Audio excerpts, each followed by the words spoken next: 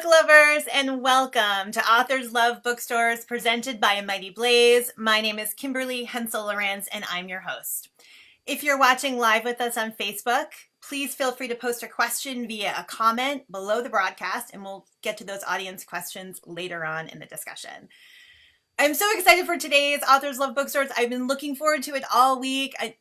It's our first genre bookstore and our first Canadian author, and it's just so many things were first for today, and I'm sure you're gonna have a great time. So please join me in welcoming author Uzma Jalaluddin. Did I get it right? To Authors Love Bookstores. Uzma is the author of the wonderful novel Aisha at Last. I'm holding it on my Kindle. Is a little bit of a glare, but you can see. Such a terrific book. It's a revamped telling of Pride and Prejudice set in a close-knit Toronto Muslim community. The book earned starred reviews from Publishers Weekly, Booklist, Library Journal, and Kirkus. Kirkus described the book as delicious and entertaining, which I think is perfect description, and I totally agree with it. Aisha at Last was named 2019 Cosmopolitan UK Book of the Year and was also named one of the 100 favorite books of the year from the Globe and Mail. It's appeared on so many of those You Must Read This Book lists, including from Bustle and Book Riot and NPR, and it was recently optioned to be made into a film, which is very exciting. I want to hear about that. In addition to fiction writing, Uzma writes a culture and parenting column for the Toronto Star. She is here with us today to talk about one of her favorite independent bookstores, the Ripped Bodice, best name of a bookstore, I think, which is the only exclusively romance bookstore in the United States. It's located in Culver City, California. And with us from the Ripped Bodice is one of the co-owners, Leah Koch. Welcome, Leah. Hello, thank you Welcome for to both of you. We're so excited to have you both here. So let's start with the most important question. What is a romance novel? Well, it's a very simple definition, actually. You technically only need two things to be a romance novel. I add a third thing, which we'll get to in a second. But really, the only things you need are a central love story and a happy ending. Those are the only two things. Those are can be delved into a little bit more. For instance, a happy ending 30 years ago used to mean you had to be married with a baby at the end. These days, it's much broader than that. It just means exactly what it sounds like, that the people are happy. So perhaps they've decided to be in a relationship together or decided to move in together, or but it's much broader than it used to be. And then I sort of add a third thing, which is that romance is a author self-selecting genre. So there's a lot of books that might be categorized as a romance based on those two criteria, but because of marketing or just the author's own preferences, they don't really choose to market it as a romance novel. So I kind of add the third thing that basically, like, if you say it's a romance novel, then it's a romance novel. But the romance novel field is very, am I correct that it's quite large, that lots of books come out in this genre each year? Oh, absolutely. What's a rough number of books that are published in the romance field? Oh God. I mean, I would say at least 100 a week. Wow. I had no idea. That's a lot. Yeah. That's a lot. That's like traditionally published. I think with self-published, it's probably higher than that. My guess is many thousands a year. Yeah. But you'd have to ask, I don't know, someone who keeps track of that. But clearly enough to sustain a bookstore, right?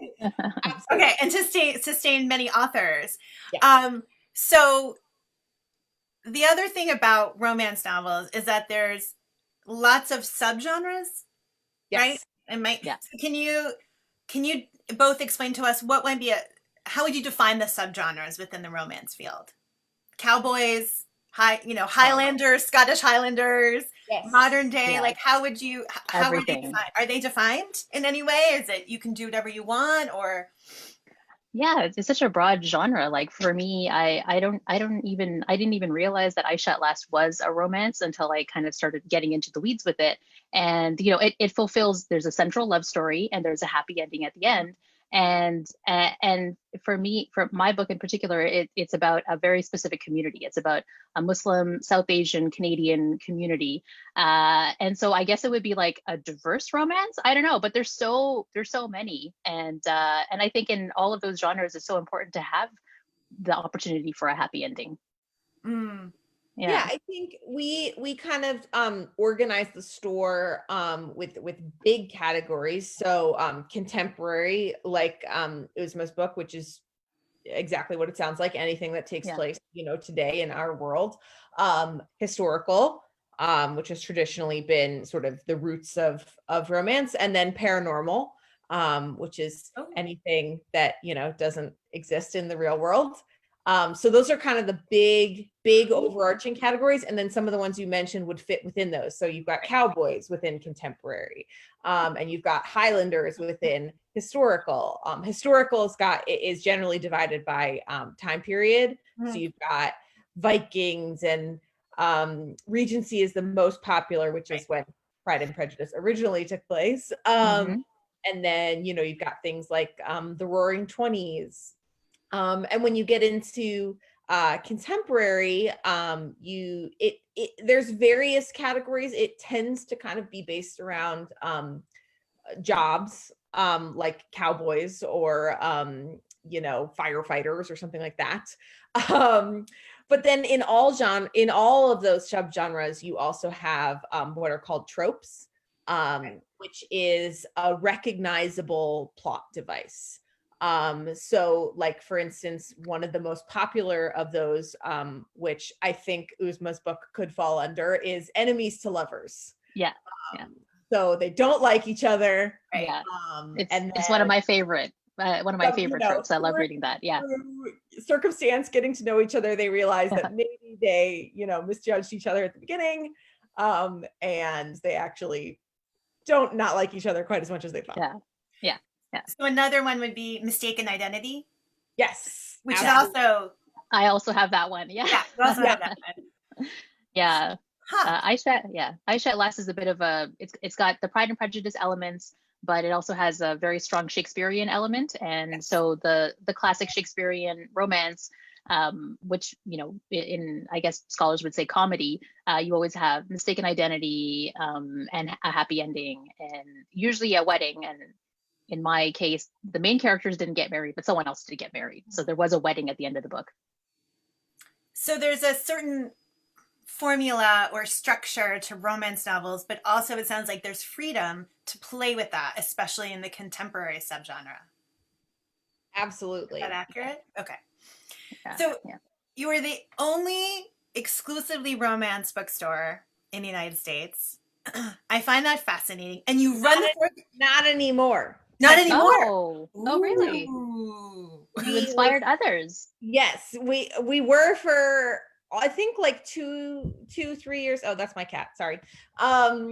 She got bored of us. We now have company in the suburbs of Chicago. Amazing. Which is actually, funnily enough, where I'm originally from. And so my sister and I were able to visit last time we went to visit our family in Chicago. So Love Sweet Arrow outside Chicago, which also fun enough. So we are a sister-owned bookstore. That one is a mother and daughter owned. Oh, wow. Amazing. So there's now two. That's fantastic. And I love that. You and your sister opened the Ripped Bodice about 4 years ago, and you opened it using a Kickstarter. Yes, that's right. Tell us about that. We didn't believe that we would get traditional funding by walking into a bank at 22 and 24 years old with pretty much no business experience to speak of, and say, we want to do this thing that nobody else has done, but we swear we think it's a good idea.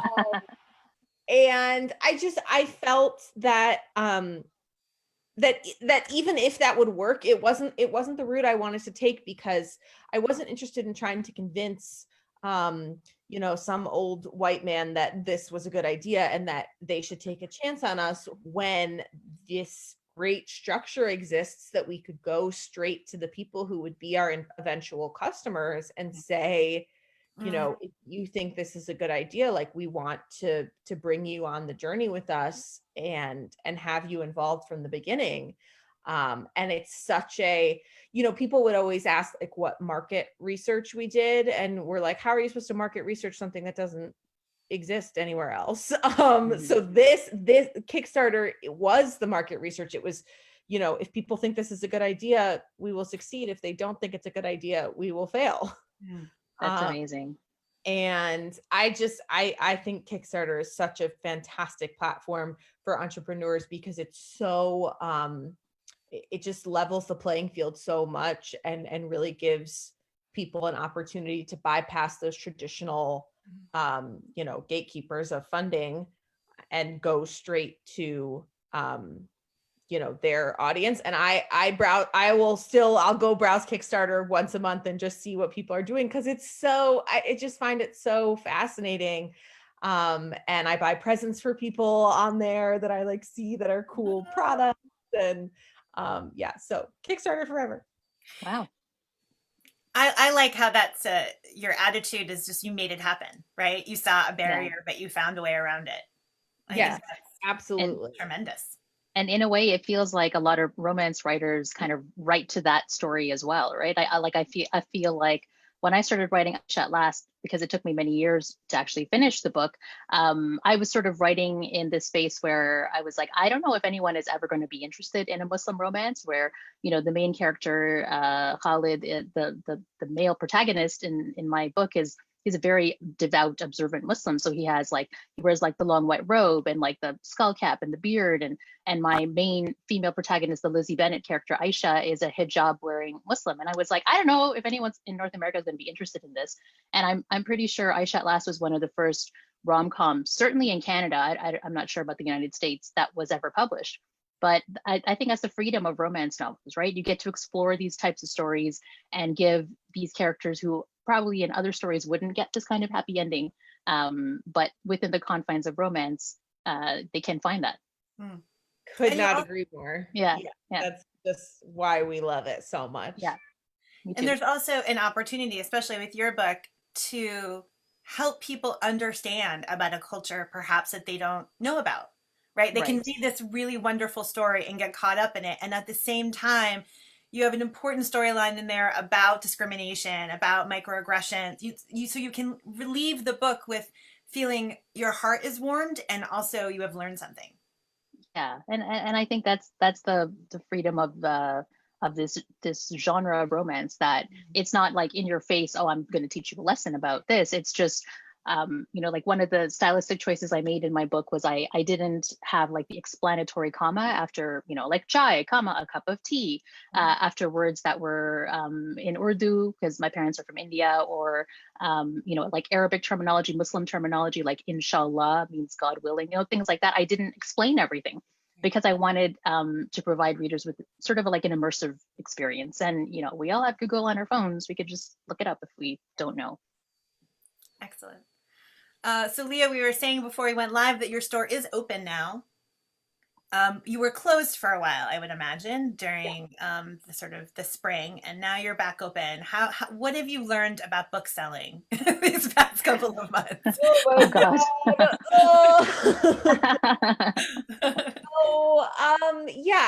So what happened in California, and specifically we're in Los Angeles, was, I regret, I'm not a journal keeper, but I regret not like writing things down more, just because it was such a crazy time.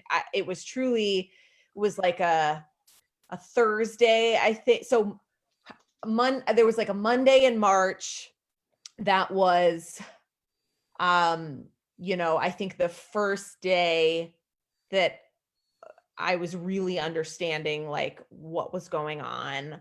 And I think New York was starting to get bad. And by Friday, we had canceled all of our events. because it was sort of like, no in-person gatherings. And then like 2 days later, we were closed. Like everything was happening so fast. And so we closed actually a couple of days before they told us we officially had to. We closed when all the restaurants closed. And yeah, so that was like, I think around March 15th. And we were closed to in-person traffic for about 3 months. Wow. And it was a very hard 3 months. We never stopped.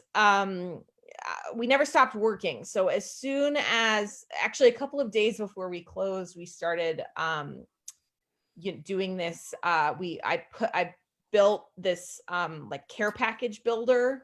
So we've always had an online store and done pretty well with that. It was not our focus. There was a reason we wanted to do brick and mortar. But luckily for us, like I saw some bookstores were like, we hadn't even finished building our website or whatever. Yeah. So that was done and that was up. But it's pretty limited. I mean, you buy books on it, which is great, but we also sell a lot of things other than books. And I also wanted to preserve the bookseller experience, meaning that you could, tell us, things that you like and things that you don't like, and we would pick out a book for you. So we built this care package builder where you could say, I loved Aisha at Last. What else do you have like that, things like that? Or So cool. Yeah. I only want historicals in Scotland or things like that. And you could also add, candles and, pins and stickers and that kind of stuff. So we basically spent 3 months, me alone in the store packing care packages, and sending them out, and just doing mail order. So it was it was a strange time. I watched a lot of House Hunters while I was like, there wasn't anybody else there. So I would just like have my TV on. And so then we got the go ahead to reopen for in-person, I think like middle of June. And obviously there are guidelines, and we won't be doing any events anytime soon, unfortunately. In-person events, we gotta keep it to a couple people at a time. And we're kind of like, don't touch everything. But so that's been going pretty well. The interesting thing is that we actually share our space. We have a hair salon in our store, which we love, and it's fantastic. So that has been a really interesting, their rules are a little bit stricter than ours are. Right. So they were open and then closed, and they've since closed again. This weekend they will start cutting hair in our parking lot. Oh, wow. They're allowed to operate if they're outside. So You have to be creative. yeah, Right? so, it's really been like constantly, sort of reevaluating and staying flexible. So at this point, yes, you can come browse in the store. We're still doing about 95% of our business online. It's really, it's mainly people who are coming to pick up orders, or who live really close by. So, just taking it day by day. And we're getting better at the whole online events thing. We're doing things online. And my sister actually, her first book is coming out. Wow. A romance novel, I suspect. It's not a romance novel. It's a nonfiction pop history book called Mad and Bad: Real Heroines of the Regency. Okay. by B. Koch, out September 1st. And you can buy it on our website. She is a historian, my sister, and wanted to talk about the contemporaries of Jane Austen and many of the women that historical romance novels are based on. Oh, I love it. That's great. Yeah. And so we've got all kinds of stuff coming up for that. She's doing a series called Historical Happy Hour, which is loosely inspired by Drunk History. So she'll be talking to historical authors about their favorite sort of moments in history. So we're figuring it out as we go. And so all of these events are on your website, which is therippedbodicela.com. Yes. So they can find out. Okay. And we do kind of a mix. We do a lot of Zoom to Facebook like we're doing right now. And then that series will be on Instagram Live. So we kind of do a mix of those two things. Great. We have an audience question for Uzma. Sure. Do you think your book will open doors for other Muslim writers, particularly romance writers? I think so. Yeah. I mean, I'm starting to see, people on aspiring writers on Twitter or something. They'll have the hashtag something to do with publicity, with being published in diversity. And it's amazing when I get comped oh, my book is sort of like an Aisha at Last. And I feel like, oh my God, that's amazing. A book that I never thought would ever exist because I didn't know if there was an audience for it. So I see that there's a wave behind me. There's some young Muslim voices that are coming up behind. And what I love about that is that there's just like any group of people, we have so much diversity within our very diverse community. And that's what I want to see. I want to see the diversity of Muslim voices. I represented and wrote about a very specific South Asian Muslim, very specific type of Muslim experience, but there's so many more. So I hope I inspire others. I know I'm inspired by the people who came before me too. Excellent. So in addition to writing fiction, you do write a column for the Toronto Star. That's right. You've been writing during the pandemic. There's been columns from you that have come out. And so we have had a lot of writers on this series who have said that writing during this time is incredibly difficult. They just find that their creative juices are sapped. So you've been able to do that. You've been able to write. What is your secret? People want to know. How have you managed? And I should add that your Twitter profile says that you were in the writing cave, which I am interpreting that you were working on another book, maybe? That's right. Well, the writing for the Toronto Star, the way to get yourself to write is if you have an editor who is like, your column is due, where is it? People are counting on you. There's going to be a hole in the paper if I don't actually submit something. So deadlines are fantastic.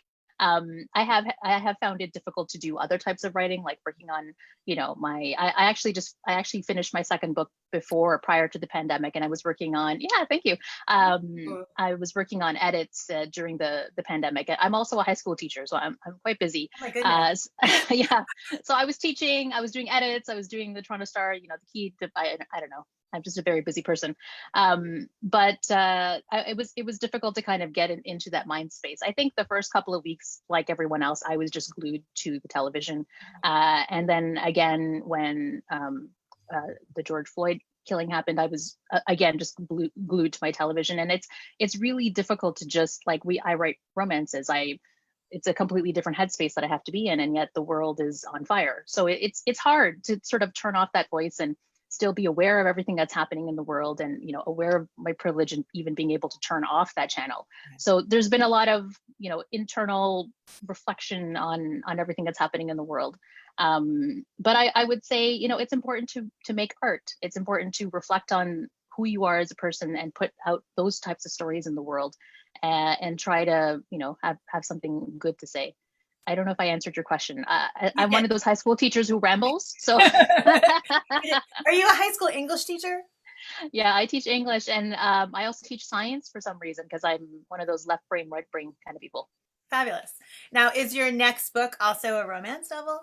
Yeah, I'm excited. My next novel is coming out April 6th, 2021. It is, and my log line is.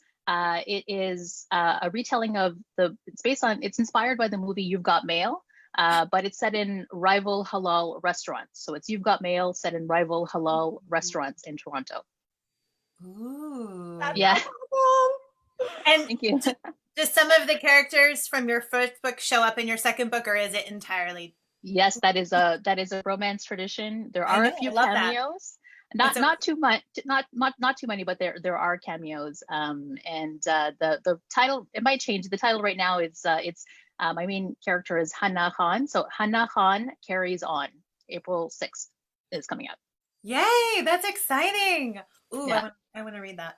And I love that when you read a book and a character appears that you me may too. love from another book. Yeah, You that's feel a like you have a romance secret treasure. classic. yeah. I love that convention, and it's in romance novels and other series novels too. Yeah, it's fun. So you just raised a really interesting point about the fact that the world is so challenging right now. Yeah. And we need art to sustain us.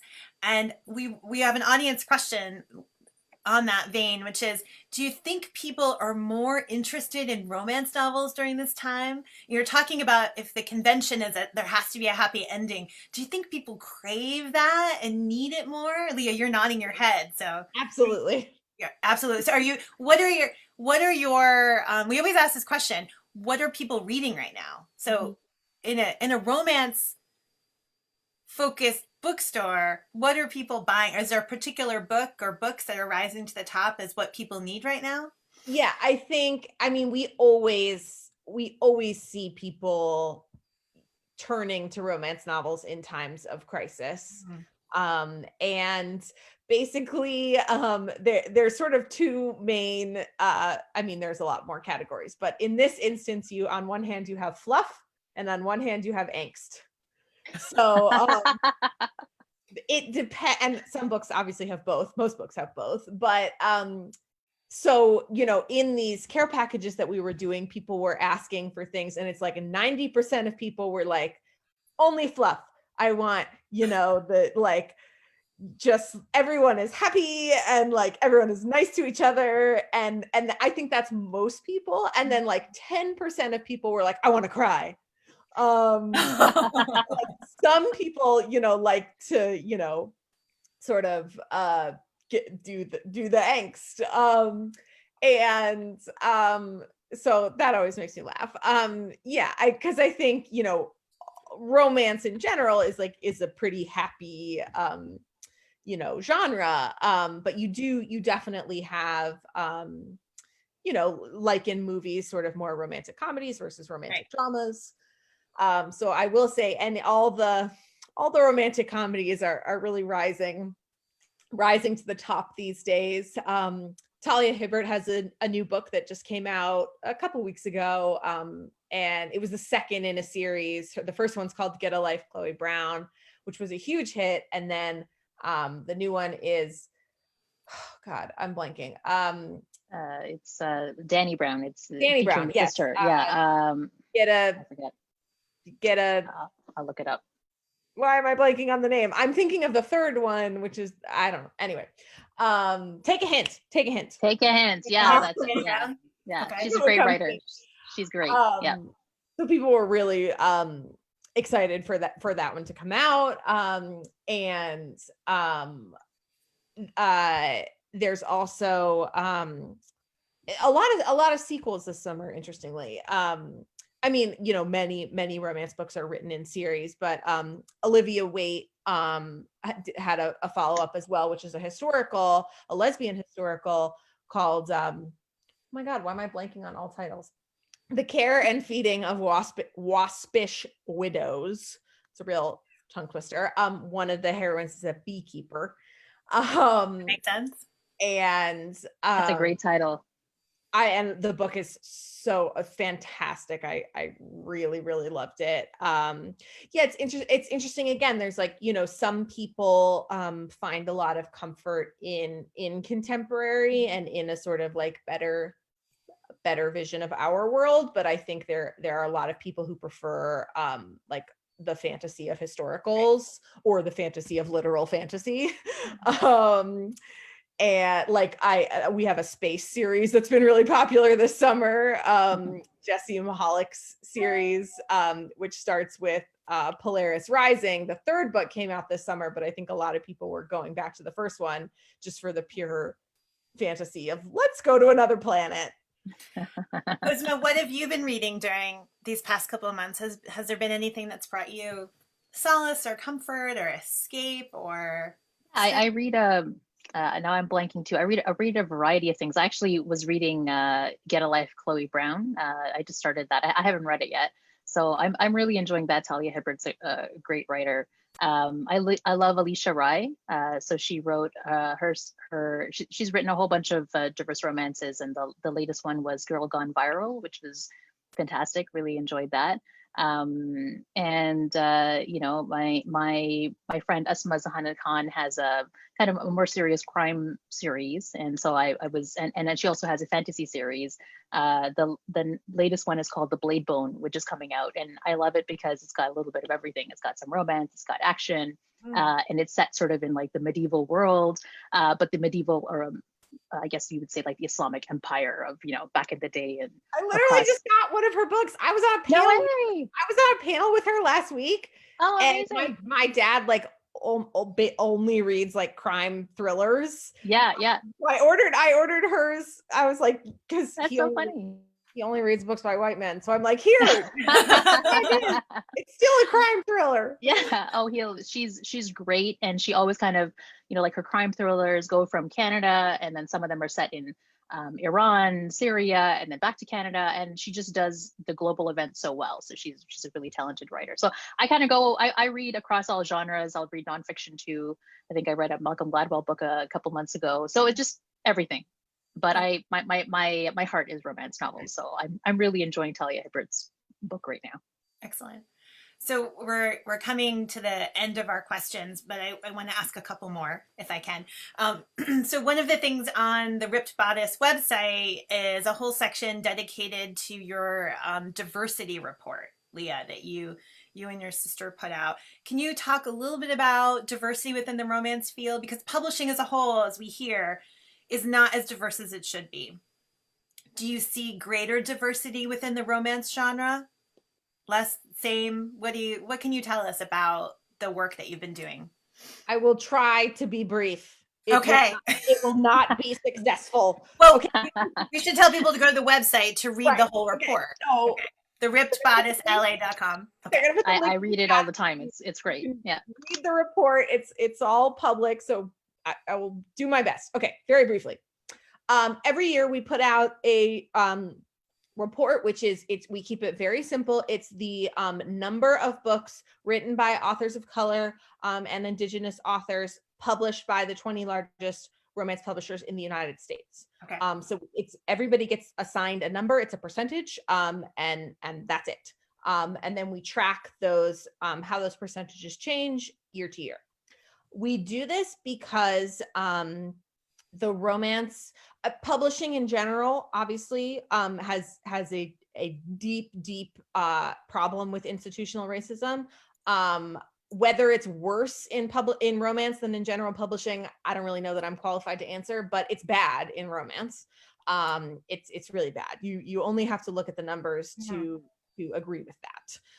If you don't agree with that, well, you haven't looked at the numbers or you're a loon.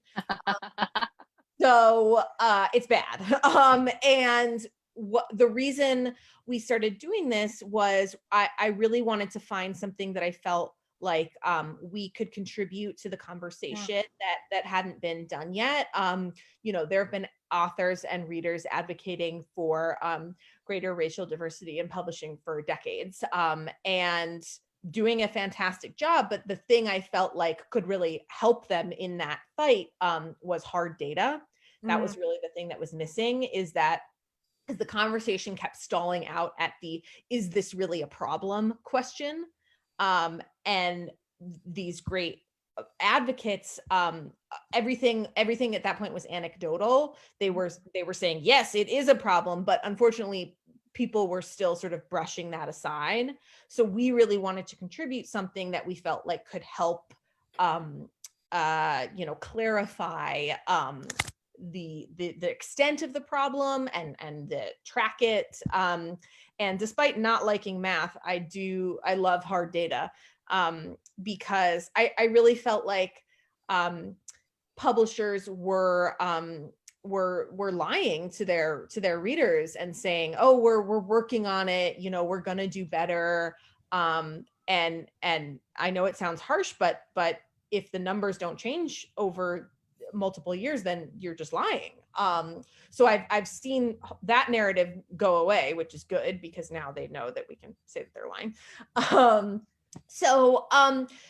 think it's there's a lot of insights to be gained from looking at and the more years we have, the better and the more things you can learn.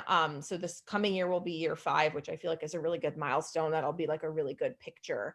And so, I think overall, the industry has not moved a tremendous amount. I think it's like less than 1 percentage point. So that's not super encouraging. However, there are certainly bright spots. Actually, Uzma's publisher, Berkeley, is one of the better ones, and especially Definitely. in terms of sustained growth, because what we want to see is the number going up steadily every year. And maybe we'd like it to jump more than a couple percentage points, but there's this, I think they're actually maybe one of the only, especially big, traditionally published, that has steadily gone up every year. A lot of other publishers, and I'm doing it, I'm talking too long. No. Are you see this like up and down, and that is really like, what are you doing? You're clearly, it's an important topic. No. It's an important topic, and one that you can't fully, capture in a 5-minute conversation about it. So we can encourage people to go to your website and read the report. Yes. And we can encourage them to share it also, and to specifically, if they read a lot of books from a specific publisher, they can advocate for more books written by authors of color. Absolutely. Right. And then another thing that readers can do is buy books by authors of color, right? To sort of boost sales. Because I imagine what these publishing companies really care about it. I mean, they want to support art, but they also want to support commerce. Right? That's correct. It's so important. We have to, you gotta speak with your dollars. Buy diverse books. There you go. In every field, including romance. Every field. Or but especially from the Ripped Bodice. Well done, Uzma. Especially from the Ripped Bodice. We will ship all over the world. You can, and also, I think many people don't know, obviously we specialize in romance, but we can order basically any book that like was ever published. So we'll send you cookbooks, we'll send you kids books, pretty much whatever you want. We can get it for you. And if I want to read romance, but I'm not sure where to start, and I can't just walk in the store and have a conversation with one of your booksellers, can I call the store? Yes. And I say, like, where should I start? Which book should I read? Okay. You'll probably have better success if you email us. We will answer the phone, obviously, but we do have reduced hours, and especially if you live in another country, you can email us. If you don't like talking to people, which sometimes book people do not, I recommend you go to the staff picks section of our website, which we'll link to. You click on books, and then the very first thing says staff picks. And that's exactly what it sounds like. So it just, instead of 500 books, it's like 30 books, that we have enjoyed for various reasons. And you can check those out. And we're going to recommend that you read Aisha at Last. Yes. Yeah. This is such a good book. The Canadian UK cover, and this is the American cover. So we have the one with the beautiful shiny pink lips. Yeah. I love this one too. We'll send it to you. Such a good book. I really enjoyed it. Thank you so much. I really think, and I really found what you're speaking of, that it was such a break from the world, such a necessary break from the stress of the world to spend time in the story. So thank you. I'm happy to hear that. Yeah. I'm glad you enjoyed it. Yeah. Oh, so we're actually overtime. That's what happens. Oh, wow. And it's good. I don't want to say goodbye. I'm so grateful for the two of you spending time with us today, and to our viewers for watching our conversation. Do you want to read Hannah Carries On? Right? Did I get it right? Goes On, Carries On. HanaCon carries on. That's right. Do you want to read that in 2021? I do. So follow Uzma on Twitter. Uzma writes at Uzma Writes to see more about when the book is going to come out. And so you can make sure you get a copy. And of course, go to the rippedbodicela.com to read the diversity report, to find out more about their care packages, to order a cowboy romance, whatever you want. And most of all, thank you to our guests for being with us today. We really appreciated your time. And to our readers, be well, keep reading, and we'll see you here next time on Thank Authors Love Bookstores. you. Thank Bye. you.